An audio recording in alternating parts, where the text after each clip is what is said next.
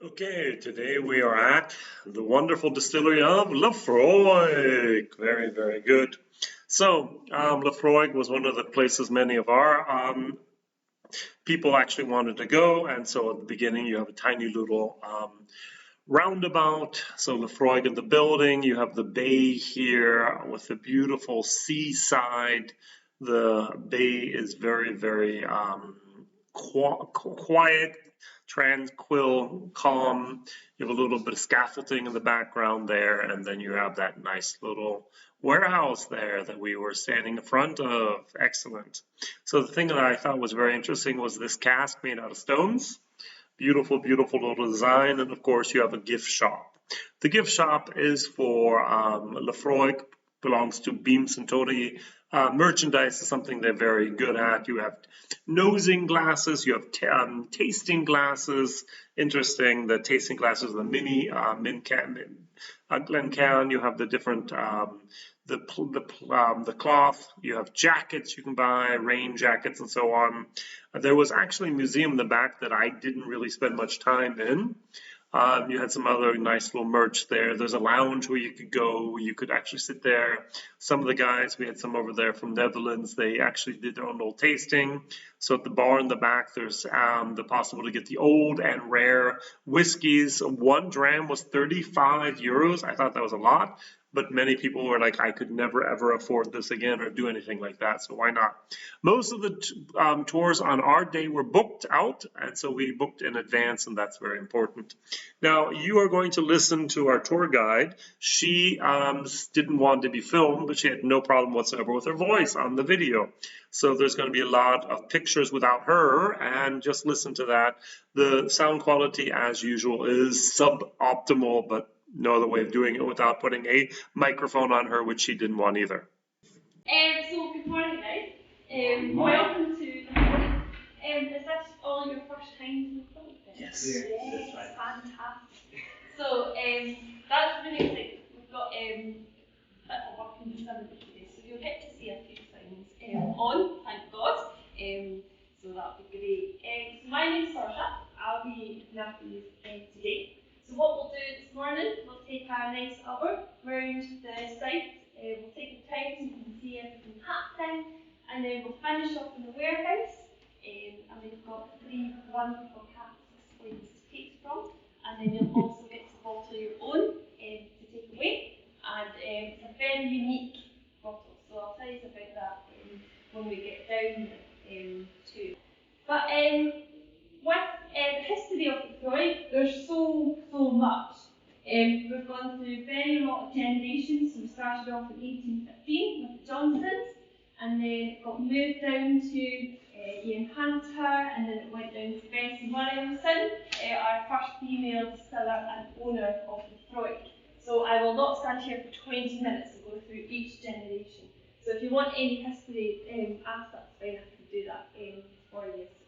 So we're very lucky to have the museum all about the people as well. So all the information. So, so here at Laphroaig, we do a very unique process of the malt floors. Have you seen this part anywhere else at other distilleries? Yes. Springbank. That's the most popular one that we've seen. So yeah, that's the first one. Obviously, well. So this is a great process that we're able to show off here in Islay. The more our sister distillery in the country, Beam Suntory, also do them. They've got 3 floors, we've only got 2 because we transferred our malt floor downstairs into our shop in Bar. So we thought that's a great idea. So it's great when you hear the guy talking up the stairs here and turning the barley, they've got the electric turner going on as well. So it's a very traditional process that's just getting introduced back in distilleries. We really want to get back to that. So we used to be, there's only 3 of us, the more, ourselves, and the whole. So it's worked basically as well. So we source our barley from the northeast coast of Scotland. We always want to get the best of barley to make our best whiskeys too. So we buy in 85% from Malting, and we malt 15% of our own barley on the site. So it comes in about 45 parts per million per annum, and then we mix it in when we're killing, and then that'll smoke about your 50, 55 parts per million. I'll tell you that when we go up stairs. So when it comes in, the first process is steeping. So there's 4 big steeps up here. We won't steep this up because it's an empty floor at the minute, but we'll go up. Steep 7 tons of barley will hold that, and then that will be used for our red river. That'll soak for 3 days. So we'll soak it, drain it, soak it again, drain it, and soak it, drain it. We'll do that 3 times. What we're doing with the barley, is giving that, produce that energy for it to lie on the floor for that 7 days. So you can see just now this has been about 3, 4, 5 days in. So it's looking good. We've got the starch and we've got shoots here. So that's a good floor. The guys have done a good job. We've got a great Malting team here too. They're absolutely fantastic at what they do. So once that 3 days is done, with the barley on the floor, the guys will be ready to lay it out. So nice and neatly tidy. So they'll get the chariot to come down the bottom, put the chariot underneath, and then that'll fill, and then they'll put that pile, and then they'll sweep and brush and lay it out. So it takes a good 5 minutes. Sometimes they get like plaster and filming over, helping some work. It's a great to see the teamwork as well with it. This is a very crucial point. We've really got to look after this. Because if we don't, this will be a field by the end of the week. So the guys can't just abandon it at all. So every 4 hours, they turn it so the barley gets that moisture and a good temperature just to control that. So you can hear the windows are open, fans are on. So it's about a temperature of 18 degrees. So that's perfect. So you can actually have a feel of barley, guys. Amazing for a really cold one building as well, for the coldest building too. So this will be the start of the germination for about your 7 days, and then what they'll do after is they'll take this barley and they'll go down a hatch here.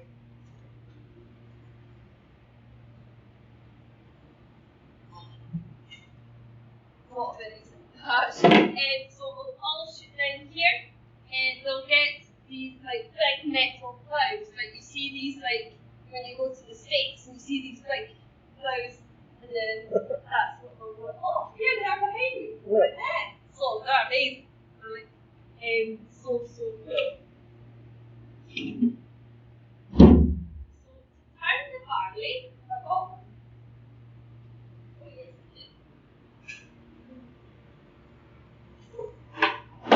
they use the metal rake for the first 3 to 4 days, and then they use the electric turner. So they'll be using the electric turner now because that barley kind of liquids up sugar and starch. So we'll need to starch the sugars later on to extract, because that will make our alcohol too. And also they used their mighty shovel. These are tables. So find the barley, just pick it up and pick it right over their shoulder. Now this actually caused a really bad shoulder injury, monkey shoulder. So you might know this because it's actually a whiskey too. So in that favour that was story but they still use it to this day, but there's no injuries at all for that. So the barley will go up the stair and go into one of our kiln rooms, which will just go up the stair because I can actually open the door and you can actually feel the barley as it's drying, it's crisp. So it will be very interesting, but we'll still go up this way. Okay, so that is very good. You can have a wee taste of it, and it's not going to kill you, I promise. And it's like crisp, so this is it drying as well. So It's absolutely wonderful. So, what will happen is the guys will have a machine in here, and it'll spread the barley right out, so you can actually see visually how high. So this is 7 tons that can hold kelp. So 17 feet under is our fires. So what we do here is like a cold smoke. So what we want is no heat hitting this barley, because we'll burn it out. We don't want that. We don't want that at all. So when the fires are actually on, you can usually put your hand in to feel the smoke and like smell it. They always give me a funny look of like, this crazy woman's telling me to put my hand in the fire too. But do that for 12 hours, and we want to hit that 55 parts per million at least. If we don't get to that, it's absolutely fine, but 50, 55, there's not really an exact number for it at all. The next 12 hours, what we'll do is dry it out, so you can actually feel when you go up to have a wee look in and get a grab. We use the heat from the stills, it's recycled, so that is a big radiator down the bottom, and that'll just blow hot air just to trap that moisture and that flavours in that we want to get from the peat. So it makes that really nice medicinal malty flavours that we produce for Laphroaig too. But yeah, get yourselves. So peat. Peat is not an official ingredient to whiskey, but it's a lovely flavour too. So we're very lucky enough, all the ingredients come from Islay itself. So we use hand-cut peat and machine-cut peat too, as much as trapping the moisture and flavour as well. So our peat banks are by the coastline, so that's good for us, because if it's rural, it's very difficult. We've got the heather, scragged moss, we've got soil here, and a wee bit of salt in there too. So obviously we're an Islay deck thing is by the sea, so when you come to Islay, we've got quite powerful whiskies, but very, very salt flavour within the drams too. Very, very significant. So it comes out in that shape, probably bigger, just like bricks basically. That's what we want. So we hand cut our peat about this kind of time of year. This is the perfect time. We collect around 200 to 250 tons to last us all year, and then we cut it, let it rest for 3 weeks, and then we'll bring it over to the distillery. When we cut it, it'll be absolutely soaked. But what we want is that just the dampness. The more damp it is, the more smoke that you're going to get from it. That is what we want, because that is going to give us flavour. So this is not the best image. You see how fast it is yourselves. But the peat banks are located by the airport. We used to have a big sign saying Laphroaig peat banks, but people actually found out and were trying to go get our peat, and they wrecked the banks completely. So they thought, oh, Laphroaig, they use this, and we're like, take the sign down. So you can find it yourselves. Because when you come from the ward for Ellen, all you see on that roadside is peat. So you can see why it's so bouncy on the road. That road can never be flattened, because it's regenerating all the time underneath. That's why the road is so straight as well. So what we do is we take the top layer off here. We don't use it, but we will be using it soon. We're going through a peat restoration project to be more sustainable. We're trying to work hard to be sustainable. And we get this top layer best as possible, and then we do not as fancy banks like that, but we do try our hardest as well. Then when it's rested for 3 weeks, they'll bring it over.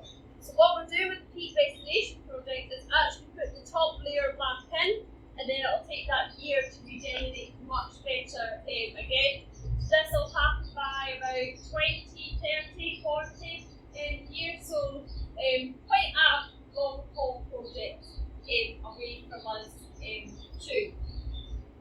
So guys, I'll put fires on about 6 o'clock in the morning usually. That's when they start their shift, and then it's just like a normal fire, just peat that goes on it is a very slow burner, so that's good for the 12 hours. They've got the best job of looking after it. So when the fire's on, you can actually throw a bit of peat in, put your hand in, and the smoke will rise up into your barrel as well. So it's great that all the ingredients like that is from Ireland. Really good. Because if they told us not to use any more peat, that would be the end of the point. So it's very hard to be economical with peat because but you've got to bend the rules some way. Can't be the perfect distillery of economical, so we're trying our hardest. Any questions?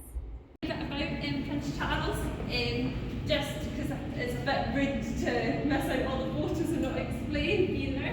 Yeah, it's the same question as I. Yeah. He came in 1994 for his first ever trip to Islay and also Laphroaig, obviously. This is one of his favourite drams, I hope, still today it is. We got awarded the Royal Warrant, so we were must have been doing something right as well, and he loved the traditional process that we were still keeping on for the hundreds of years, 200 years we've been here too. So he actually crashed his plane, his million pound plane here. So he was only meant to spend an hour, but he spent the whole day had some of the previous managers here, and he got a really great tour about the place and met most of the staff. I love this picture in the middle here with all the staff because only a very small handful are still here today, so it's absolutely fantastic. He also came up with the scheme of Friends of Laphroaig, so he thought it's a great scheme for everyone to do. I'll tell you a wee bit about that later on.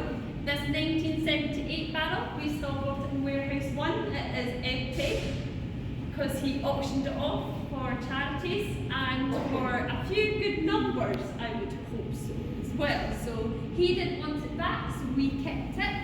In 2008 he came over because John Campbell was kind of becoming manager at that point to our previous managers. So he came and met him and met most of the staff here. And then 2015 was a huge year for us. It was our 200-year anniversary.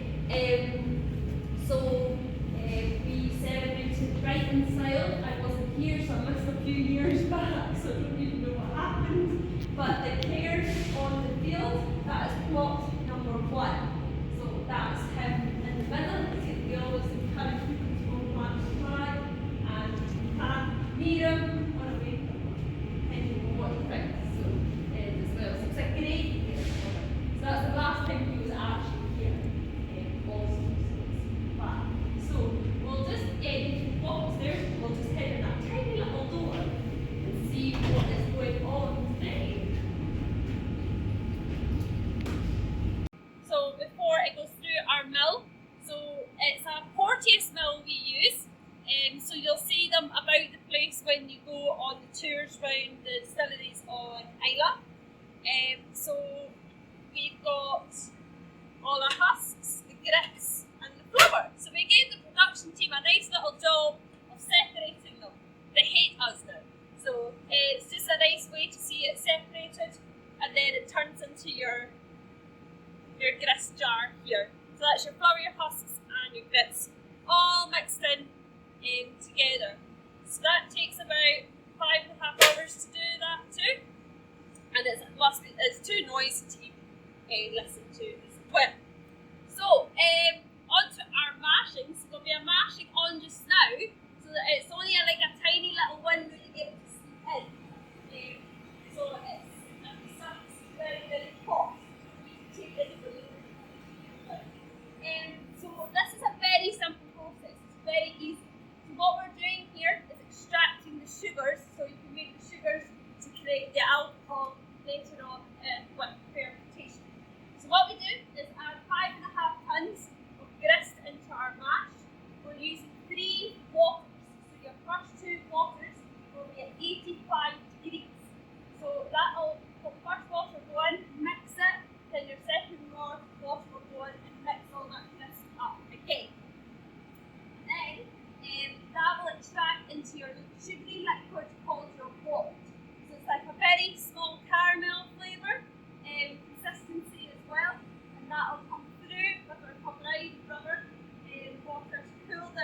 enter one of the wash vats. Now the third bottle will go in. That's not extracted enough sugars at all. So that will go back into the heater water tank and be used for the first water, the next run of the mash. So it's kind of like making 3 cups of tea, and you're using the tea bag twice, but not that third time. This is not what that right. So that's the best way to remember mashing in a nutshell. You still got that grist within the mash pack. That will then turn into draft. Draft is kind of just a soluble. There's no alcohol in it too. So what we do is the lorries will park out here. There's a silo that will empty right into the back of the lorries. And we're a small island with a very small community. So everybody does get on here, which is quite surprisingly. So we've got a very good relationship with the farmers. So that will then turn into cattle feed. So every time you turn, there's a sheep or a cow. And some of that draft will go to the mainland for on that farmers. Anyone that grows the barley as well for us, which is absolutely fantastic. So they might do 2 or 3 mashes up to a day as well. So that's your extract. What we do here is kind of like making beer, but we're not adding the hops in. We will distill the liquid later on in the process. So each wash vat is kind of starting, finishing, in the middle, coming to an end. What you'll have that 55 hours is that wash. So it's about 8% of alcohol. So it's quite a strong beer as well. Have you ever tasted wash? Yes, great. No, I don't recommend. I don't recommend. Yeah. Neither do I. So, yeah, I could sell it to you really, really well, but it's disgusting, basically, in a nutshell. So we get a very kind of like cloudy, malty, fruity flavour for it, but that peatness, the peaty taste is still there as well right through the process. We use steel just because it's much easier to maintain and clean for us. We did have wood wash. So we were up at the mash tuns, and then this tractor comes up, lady farmer, and the thing that surprised me was she got out of the tractor, came up to the mash tun room, and then pressed the button herself to activate then the chute to have all that that leftovers there to actually just into the trailer. So what didn't surprise me is that she was a woman. It surprised me that she actually, as the farmer, got to activate that silo. All right, so you can see the steam coming off there. She is a cattle farmer, and so it's going to be beef and milk that she's actually getting there. So the farmers are very happy to get that. The distilleries are very happy to get rid of it. The pot ale is actually distilled down to 1% and tanked up over to Ko'ila, and a Ko'ila is let into the Sound of Jura. I'm not really sure if environmentally friendliness is the actual cause for that or just saving for money. Now we're over to Stillhouse. These wash bills, so like the 10 whatever it says on the front page, that will boil up, then that will rise over and up to the liner and hit the container. But what your first spirit you're getting is your low wine. So that will come out about 24% in that first save. Once we've got that low wine spirit, then that will go down to the low wines and trade receiver tank and then get double distilled into your spirit still you've got here. So there's 3 parts to it. You've got your head, your heart and your tail. So your head is your 4-shot run. 3 hours is about 45 minutes. Then you make the middle cut and then that'll be your new make spirit coming through. So usually they'll not be doing it just they've got the gold balls up the top, and that's your new mix spirit coming through there. So what we want to get it to is about your 70%, and then we'll make the cut. So that'll take about 5.5 hours. So once we've got that new mix, we'll put it into the intermediate spirit receiver tank just behind there. That'll be ready to go over to the filling store, see here that there's a spirit still that is for the low wines, and over here you have a second spirit still, which I've never actually seen anyplace else. This is then for the heart, for the cut. This is closed so that the excise man can actually see that. All right, here you have the 7 stills of Laphroaig. You have 3 wash stills for spirit stills. At the very, very end, that last spirit still is a little bit bigger. So you can see the spirit stills here. This is going to be the wash stills, exactly. And then you have over here another pair of stills. Here we have our spirit stills. There's 3 that are the same and 1 that is very different. Look at the size difference here. Betsy Williams actually herself thought of this design, and that's why it's still there today. All right, so what would be the tour without actually going to the peat shed? So here's the shed where they actually store the peat. During the tour, I asked, hey, could I have a tiny little bit of peat? And she said, yeah, no problem. And she gave me like 4 pounds of it. I don't even know if I'm going to bring all of it back over to Germany after this, but it's kind of cool. Beam Suntory Laphroaig knows how to do the marketing. Look at that car, very, very nice. Now, after our tour, we actually did a warehouse tasting. And in the warehouse, they actually had some barrels with some bottles behind there, very well lit. I thought that was interesting. This is basically the core range at the moment of Laphroaig that they have out there, the 10-year-old, and even they have the Cadges, I think that's the 10-year-old here, Pedro Jimenez. So behind us, there was actually a room that was behind bars, and I took a picture here. A lot of butts up there, very nice. So these 3 casks are the casks we're going to deal with in our tasting. So we actually got to do it directly from the cask. On the right hand side you have the bourbon, in the middle you have the mozzarella, and on the left you have the Madeira cask. So the details are the following. So we have cask 126, matured in dunnage warehouse number 7, triple matured, 5 years in bourbon, then put in a quarter cask. Originally it was going to be the triple wood, but then they discontinued it, so they left it then from 2010 in a 3rd bourbon barrel. So 18-year-old Laphroaig cask strength for 49.6%, not bad. The second whiskey we tried was a Manzanilla.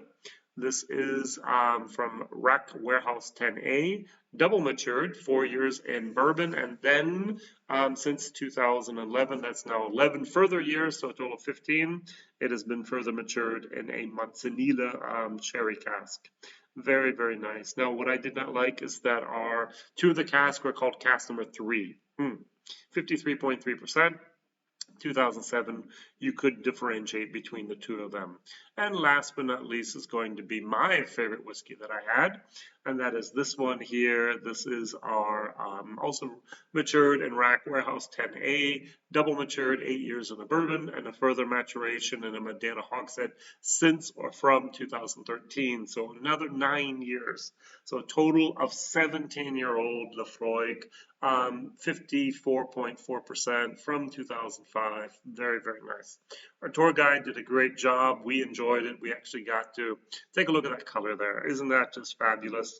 We were able to fill our own little bottles. We had 250 milliliter bottles that we could actually fill ourselves with the Fätschin, and there was a very, very good place. I am not a peat head, but I would actually go back to Laphroaig again. Whiskey Jason here. Bye-bye.